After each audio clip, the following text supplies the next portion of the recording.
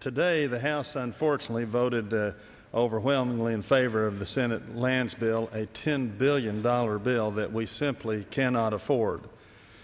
Fortunately, it did not pass with the required two-thirds vote necessary for passage under suspension of the rules.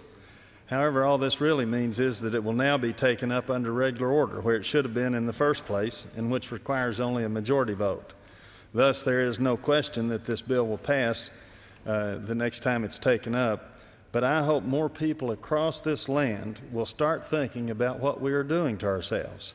I realize that since we are now throwing around trillions, spending money like never before, that maybe people don't really think that $10 billion sounds like that much anymore. But to anyone who stops to think about it, $10 billion is still an awful lot of money. And it becomes even more when you realize that we are having to borrow all this money we're spending, since we sure don't have surplus cash, and we are now $12,104 billion in debt at the federal level now.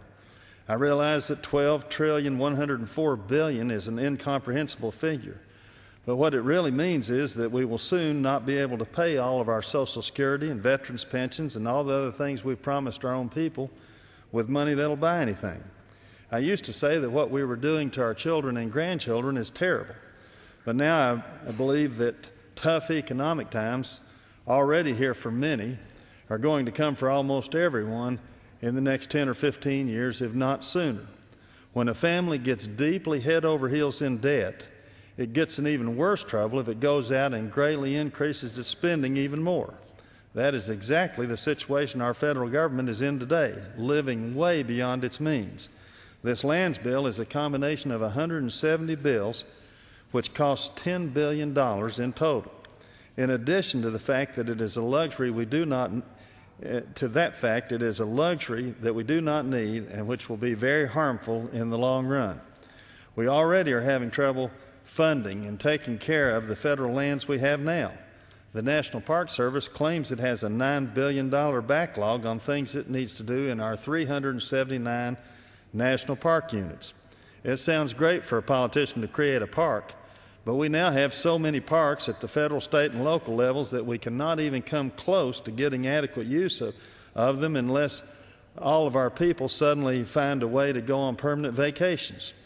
Another problem that few people think about is that we keep creating so many local and state parks and expanding others, especially at the federal level, that we're taking way too much land off the tax rolls. We keep decreasing private property at the same time the schools and all the other government agencies keep coming to us telling us they need more money. These 170 bills combined into one bill create 2 million acres of new wilderness, 330,000 acres of national conservation areas, and restrict energy development on millions of acres. The U.S. Chamber of Commerce says this bill, quote, substantially hampers energy development and private property rights by withdrawing millions of acres of land from oil and gas exploration. Shackling U.S. energy exploration and development at this critical time would substantially jeopardize America's already fragile economy.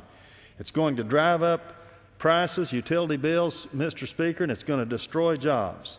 The federal government today owns about 30% of the land of this nation. It has 84 million acres in the national park system. It has 150 million acres in the wildlife refuge system. It has 193 million acres in the national forest system. I could go on with other federal lands, but it's not necessary. Then state and local governments and quasi-governmental agencies control another 20% of the land. Half the land is now already in some type of public ownership. On top of all this, there are now 1,667 land trusts and 1,400 conservancy groups at least.